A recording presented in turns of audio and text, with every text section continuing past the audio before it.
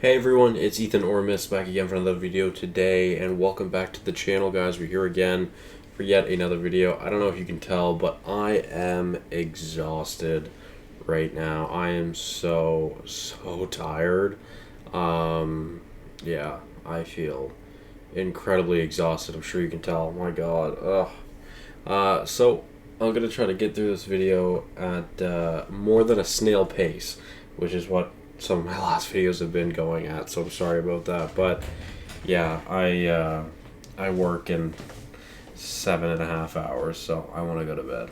Anyways, let's talk about the week. I watched 2 seasons of TV this week, and I watched 15 movies, so pretty solid. And let's start it off with the TV shows that I watched last week, starting it off with my least favorite, which was Obi-Wan Kenobi, which I finally finished with Mel. We'd started it probably 2 weeks ago now, and she is just struggling to get through Star Wars. I'm trying so hard to get her to go through it with me. Anyways, we watched Obi-Wan, where we finished Obi-Wan this week, and although I don't think she minded it. It was okay. Yeah, I mean, this show is not the best show ever made. I know that, but the highs in this show are some of the best that we have in Star Wars, actually. Especially, obviously, anything with Anakin and slash Vader and Obi-Wan. And yeah, I still really enjoy this show, which I ranked it a 75 out of 100. Well, let's move on to Skeleton Crew, which is my favorite TV show of the week, which I actually enjoyed quite a lot, and this was a nice breath of fresh air, a very unique Star Wars story, really. We just have not seen a whole lot from pirates or really children in the galaxy, so it was nice to kind of get a bit of both of that, which, again, I really enjoyed, and this was a nice breath of fresh air, a beautiful show to look at, a visually masterful TV show. It looked absolutely gorgeous. Many times my jaw was on the floor just because of how amazing it looked, I found. So I really enjoyed that. And yeah, overall, like I said, a nice breath of fresh air that I enjoyed.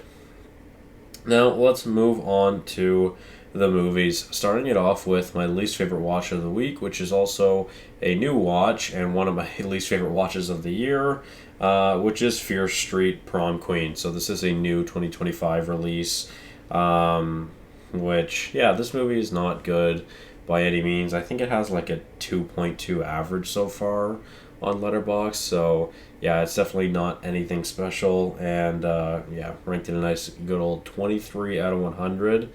And yeah, not a good movie at all. Well, let's move on to one of my themes of the week, which is Yorgos Lanthimos movies, starting it off with my least favorite, which is The Lobster, which I ranked a 27 out of 100. There's about 5 movies on this list that have very high average ratings on Letterboxd, which I did not enjoy, and most of them come from Yorgos Lanthimos, which unfortunately I just don't think I like his movies. His movies are quite unique, to say the least, and I don't think I enjoy that kind of unique style of his films. So nothing against him, but it's the same thing as Robert Eggers. When I went through his filmography earlier this year, both of these two directors were directors that people really love and love their stylistic work, and that stylistic work just does not vibe with me, which kind of sucks. So maybe a little disappointed going through their filmographies. So anyways, The Lobster, yeah, I didn't enjoy this movie either. Obviously, I ranked it at 27 out of 100. Let's move on to The Killing of a Sacred Deer, another Yorgos film, which, again, I really didn't enjoy it much at all. I think the only reason really why I had this at a higher rating is just because I thought this one was more interesting than The Lobster. So, yeah, 36 out of 100. Again, just didn't enjoy this. Let's move on to Where the Wild Things Are, which Spike Jonze is a director that I want to get through some of his movies this year, and this is one of them. This is one of his movies, and although I know people love this movie, I did not enjoy this movie. especially not Max. I really fucking hated Max, and that's a big reason as to why I did not enjoy this movie. I ranked it a 39 out of 100. And yeah, every time from literally the opening second of this movie, Max chasing his dog with a fork, and literally everything after that, he's just irredeemable. There's these supposed nice and sincere moments with these characters that I do not care about at all because I literally just want to kick his teeth in. So, yeah, I didn't enjoy this mostly because I hated the protagonist. 39 out of 100. Let's move on to The Master, which Paul Thomas Anderson, I'm, again, one of the directors I want to go through this year. And I'm not going to lie, I didn't love this movie either, ranking it a 42 out of 100. It was okay-ish. I didn't feel like there was much of a plot to this movie. Reading reviews about it, I can definitely understand where that plot comes from, and where and why people like this movie, but this is not a movie that I enjoyed, and I watched it today. Yeah, ultimately it just didn't really vibe with me either, unfortunately. And like I said, I just didn't really enjoy it. Now, read my review because unfortunately I was saddened to learn this week that Philip Seymour Hoffman has passed on, which I did not know. He passed away like over 10 years ago now in 2014, and I did not know that he had passed away, which really surprised me when I learned that this week. And then obviously I ended up watching one of his movies this week, and that's just kind of ironic, I guess. But yeah, it's really sad to see that and to learn that because I didn't know that, and I always thought Philip Seymour Hoffman was an incredible actor. One of the few actors where I feel such like an on-screen presence and such a force when he's on screen. And one of my earliest memories is watching him in Mission Impossible 3, where I just thought he was really, really amazing. And it's actually a big reason why I like that movie. So, yeah, I was saddened to learn about that this week, which I did not know. So, rest in peace to Philip Seymour Hoffman. All right, let's move on to Kinds of Kindness, which was also okay-ish. I ranked it a 43 out of 100, just a little bit better than The Master. And yeah, this ends up falling, I think, third on my Yorgos filmography, which is probably a hot take. I don't think many people love this movie either. This one's quite unique, though, obviously, with three non-connected stories put together. And you can see my breakdown of each of them. I ranked them each, and then I just grabbed the total average and put it to this 43 out of 100.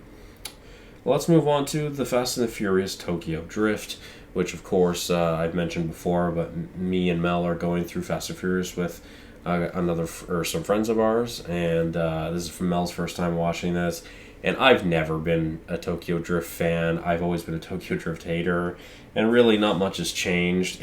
I ended up lowering my ranking by like 15 points. I think I had maybe like a 64 or something ranked, lowered it down to a 47, so a little bit over 15, I guess. But yeah, I still really just don't enjoy this movie. And truthfully, the best part about this movie is Han and the soundtrack. And after that, there's really not many redeemable factors, in my opinion. But this is one of my friends that we're watching with. This is literally his favorite movie of all time. So, it's Tokyo Drift is definitely the most polarizing Fast and Furious movie, and it's interesting to see which side people fall on. Mel didn't enjoy it either. So, yeah. Let's move on to Poor Things, which was my favorite Yorgos watch of the week. Although my favorite Yorgos film is The Favorite, which I actually enjoy that film. Poor Things... definitely a beautiful, beautiful movie to look at and watch, but again, it's just so weird that I just don't really vibe with it a whole lot, I don't think, and I didn't really enjoy it a whole lot either. 62 out of 100. Yeah. Well, let's move on to Papillon, which actually is kind of got a soft spot in my heart for me, because this is one of the movies that I really started diving into film with. I have a vivid memory back in, I think, 2020 or 2021, the winter of like 2020 heading into 2021, where me and my ex had watched some movies together, and this was one of them. And I mean, I have the list in my review, but Papillon, The Devil All the Time, Titanic, and what else did I put? Oh yeah, Incredibly Wicked, Shockingly Evil, and Vile. Like those are some of the my earliest memories of film since I've been an adult. So it's interesting to see, where you start and where you are now, I guess, in film. And excuse me, this is probably where my love for film begins. Really, back in 2021, I'd say that's when I really started to get an interest in movies. And I think I started ranking movies later that year in 2021. So yeah, quite interesting. And although this movie's fine, it's decent. Rank it a 63 out of 100. Let's move on to Crooklyn, directed by Spike Lee, which I ranked a 79 out of 100. One of the last Spike Lee movies I wanted to watch. Almost done his filmography. Kind of hoping to finish that this week. We'll see, though. But yeah, this might be one of Spike Lee's best movies, to be honest. Yeah, even though it's not my favorite, it's just a really great coming-of-age story that I really enjoyed. And it's quite cute, actually. So, 79 out of 100. Well, let's move on to how I started the week, which was Good Time. I do want to go through more Safdie Brothers films, but I learned that they really only have like 2 films.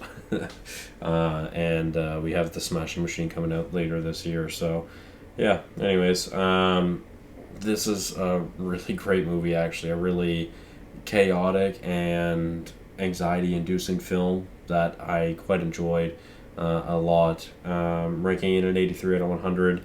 Some amazing performances throughout. Beautiful movie to look at. Great cinematography. And some, like I said, wonderful acting, wonderful music as well.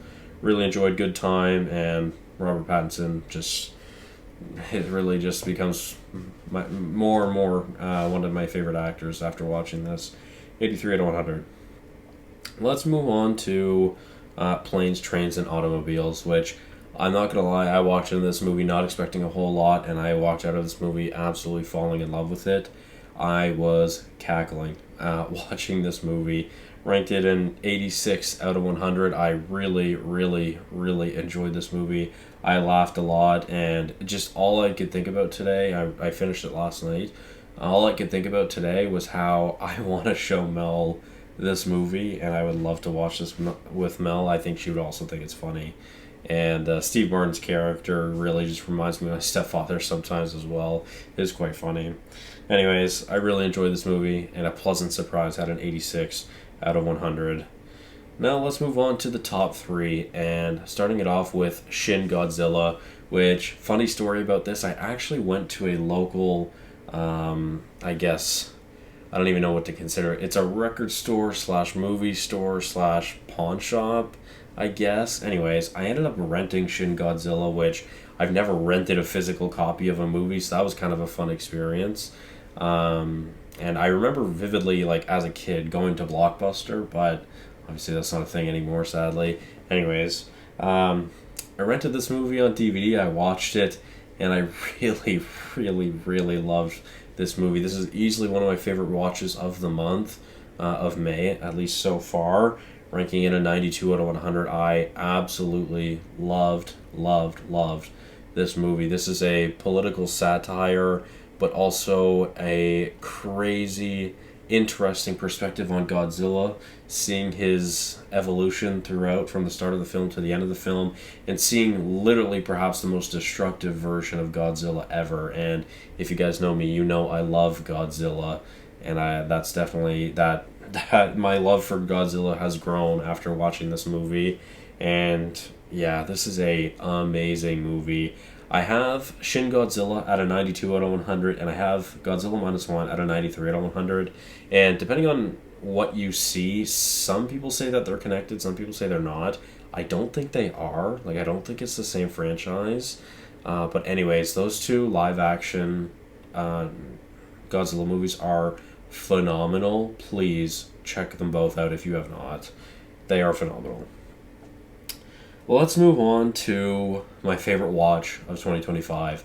My favorite release of 2025 so far, which is Mission Impossible: The Final Reckoning, ranking it a 94 out of 100. I thoroughly enjoyed this movie way more than I thought I was going to be honest. This was a great way to end the franchise.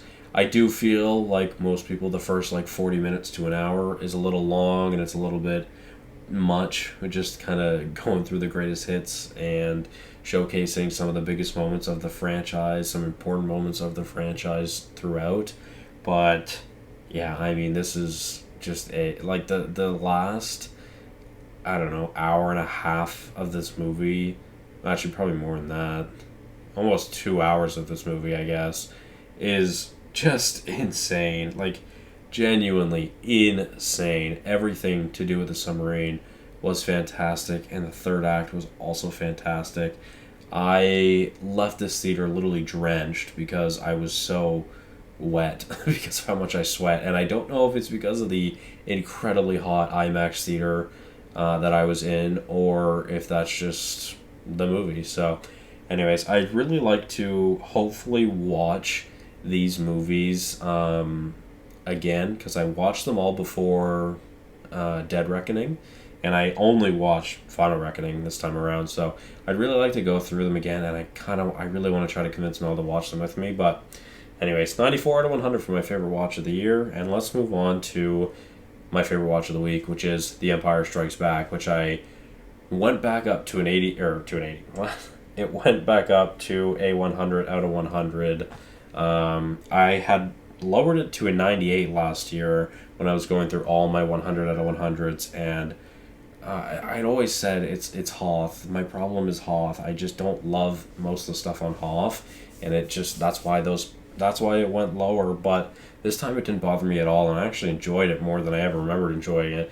And I don't know if it's just because I'm so into Star Wars right now, but maybe, I don't know. I laughed more at this movie than I ever have as well. So yeah, I watched it by myself. I celebrated his 45th anniversary, literally on the day of, and I think today actually is the 48th anniversary of A New Hope, or was it yesterday? I don't remember. Anyways, at the time of recording. Yeah, anyways, I enjoy this movie quite a lot, and I'm excited to watch it with Mel soon. So it's possible that we'll watch it this month, but I think it'll probably be next month. Anyways, this video went so much longer than I thought it was going to be, and I kind of woke up for a little bit, and I can feel my eyes getting heavy again, so I'm tapping out. Thank you guys so much for watching. Sorry for my lousy editing and filmmaking. Anyways, thank you guys all so much for watching. Hopefully you did enjoy, and I'll see you guys in the next one. Bye-bye.